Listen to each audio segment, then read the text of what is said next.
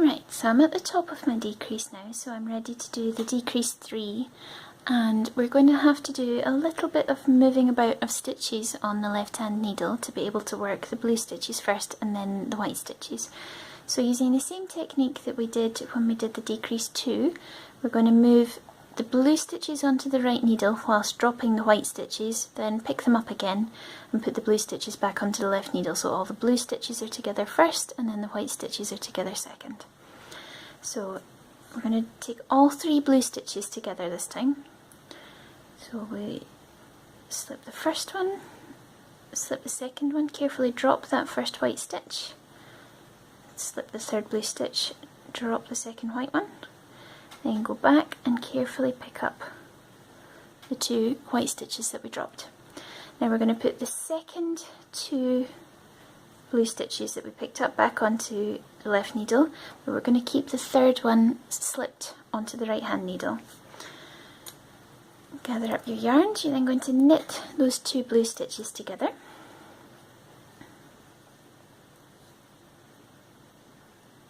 Just a normal knit 2 together. And then you're going to pass that first slip stitch over the top. So there's our decrease 3 for the front side. Now for the back side, we're going to slip the first white yarn, first of all we're going to bring our yarn forward, then we're going to slip our first white stitch, then we're going to purl together through the back of the loop. So that brings us down to 2 stitches, and then we're going to pass that first white stitch over the other 2.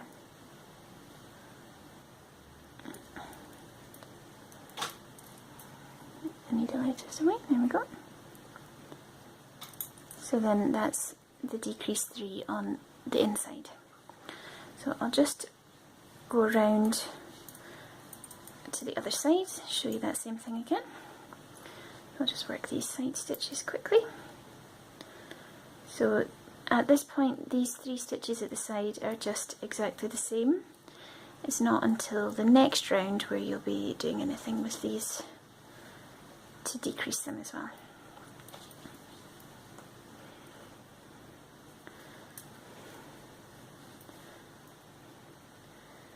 So nearly done there. Last one. Knit the blue and purl the white.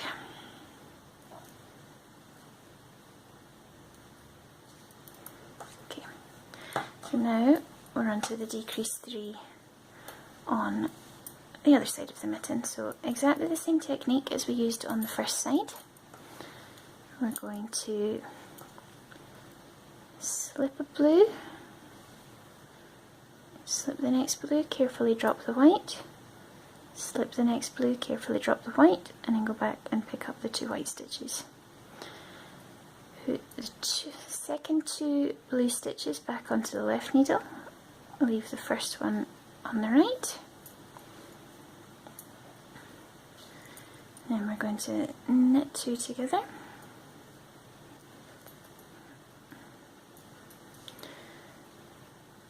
With the blue, pass the slip stitch over,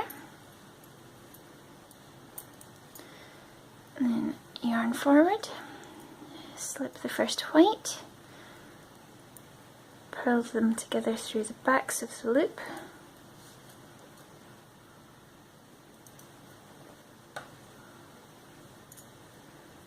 and then pass the slip stitch over.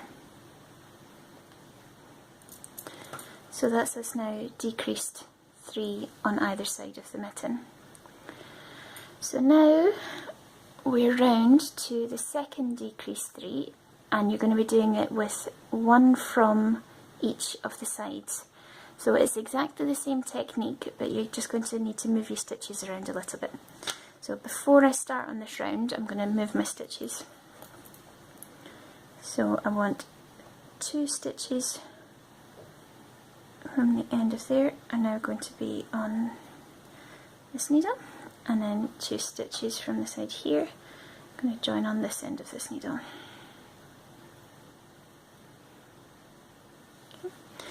and then we've got the next set of 3 ready to be decreased all together. So the same on this side. You can do the ones on the right just now. Just going to do those 1 and then 2. But before you do the next 2, you need to actually knit them, so it's easiest to just knit them straight onto this needle. And then we'll move back to using the other needle.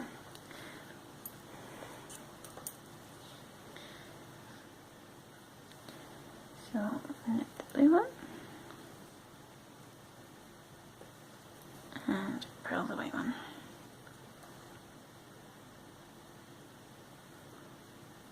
This is where you begin to feel like you've got more needles than you can possibly keep track of, but it does all work out in the end, I promise. Okay, so there we have those stitches as well.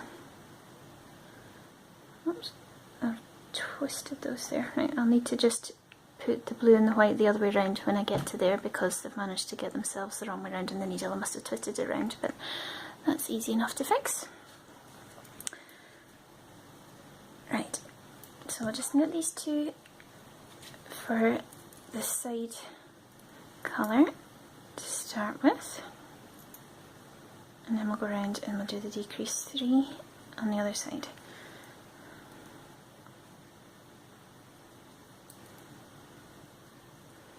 There we go. So now we're back to another decrease 3, and it's exactly the same. So yarn to the back, slip the blue, drop the white, slip the blue, drop the white, pick the white ones up again, carefully, slip the first 2 blue ones, then knit them together.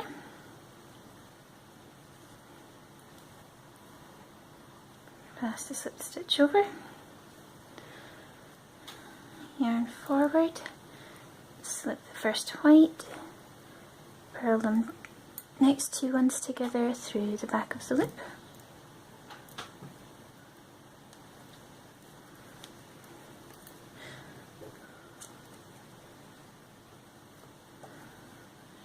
Go.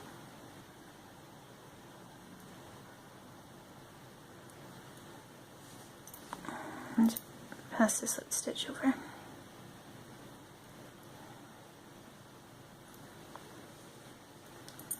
Okay. Then we've got our 2 side stitches. Those are just normal knit and purl.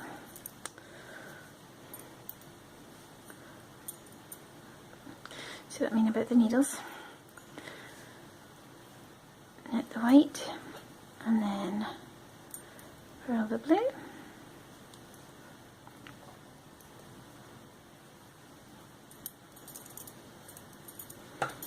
okay, and then we've got our decrease on this side now, and like I said, I've got to just reorder the stitches because they got jumbled up.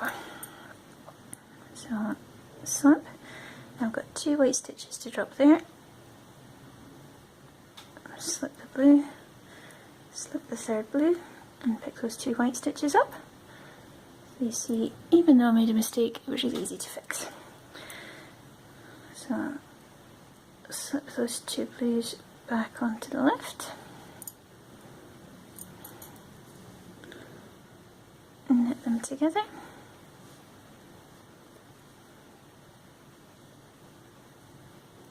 Pass the slip stitch over. Yarn forward, slip the white, purl them together through the back of the loop,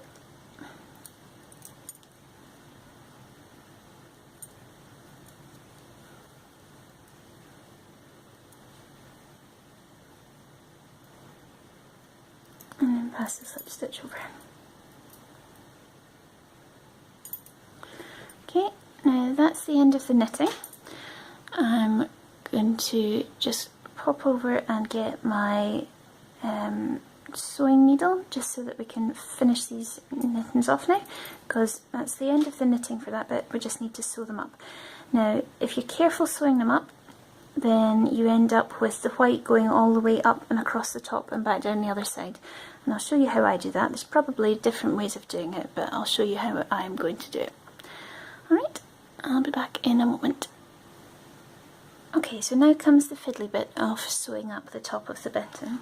Now, if you look on this one that's finished, you can see what I mean about if you sew it up in the right way, then you end up with the white edge strip going all the way across the top and the bottom. So that also means on the inside, where the colours are inverted, you want to do the opposite, so you end up with blue strip going across the top.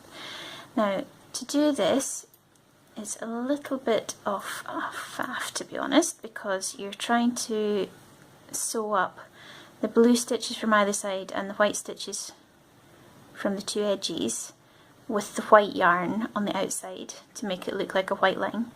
So what we're going to do is cut our two pieces of yarn, give ourselves a good tail to work with, because the last thing you want is to try and fight with too small of a piece of yarn, so I'll get rid of those over there.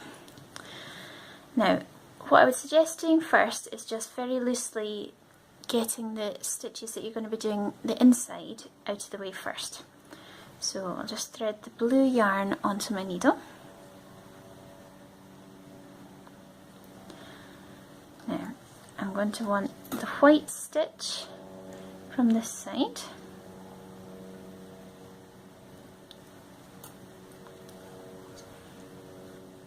And like I say, this is only to keep them together so that we don't lose the stitches, because we're going to poke this through into the inside. Okay, I'm going to want the blue stitch from this edge.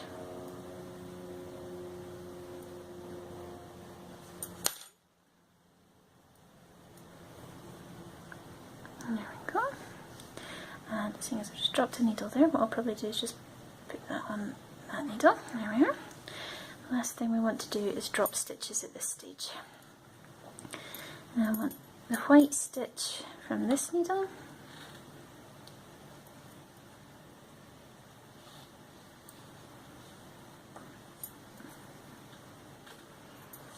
And then the blue stitch from this needle. So once I have all of those, what I'm going to do quite simply is just post this needle through the hole into the inside of the mitten and reach through and just pull it through.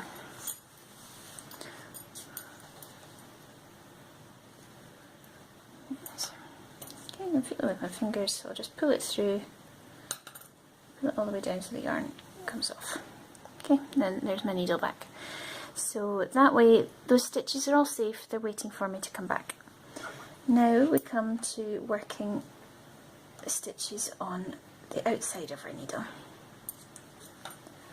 Okay, and in fact I'm actually just going to tighten up that yarn through to the inside just because it's poking out a bit and that'll get a bit confusing. There we go. Alright, so that's it all tucked away. I've got 4 stitches left, 1 piece of yarn, and I'm going to sew these all up. So like I said, we want the white yarn to make the line from the edge all the way across the top. And the easiest way to do that is to sew up the 2 blue stitches first, so that they're out of the way. So I'll go from the side that we just finished on across to the opposite side first and take that stitch. And go through it once, turn it round, go back through the other side. And this is, I suppose, a tiny little bit like a Kitchener graft. You want to try and get the stitches to lie flat by doing 2 times through each stitch. Go back through the one on the other side and then back through this one as well.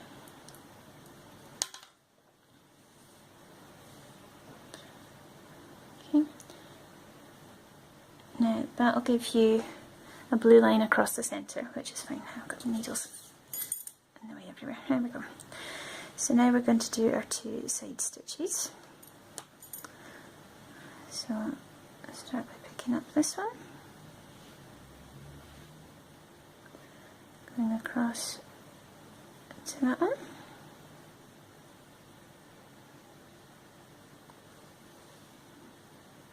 Now, it doesn't matter so much how you do this. What you just want is for it to look like you've got a nice single white line that goes all the way across the top of your mitten. So however you can get it to sit nicely and do that, what I'm going to do is wrap it round so that it covers up the top of the blue stitch there by going underneath that other white stitch, and then the same on this side. I'll just go round and under. Okay, now I'm quite happy there that that looks like a fairly good white line, although that stitch there is not sitting right, so what I'll do is just fix that, and then I think that'll be me happy.